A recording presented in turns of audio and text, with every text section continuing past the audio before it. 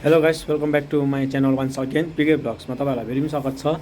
अन्त म आज लामो दिन बाद म भिडियो लिएर आउँदैछु। फेरि पनि आजको चाहिँ तपाईँहरूलाई खुसीको खबर छ, किनकि मेरो आज फर्स्ट बक्सिङ मेरो भिडियो हुँदैछ।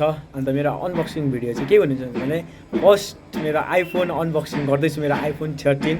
तपाईँहरूले सबैजनाले हेरिदिनुहोस्, अनि लाइक सेयर कमेन्ट गरिदिनुहोस्, किप सपोर्टिङ पिके ब्लग्स। अन्त म अब चाहिँ राम्रो क्वालिटीमा भिडियो लिएर आउँदैछु तपाईँहरूको लागि, अनि भ्लगहरू पनि सबै मेरो राम्रो हुनेछ। अब चाहिँ iPhone 13बाट म गर्नेछु। Thank you.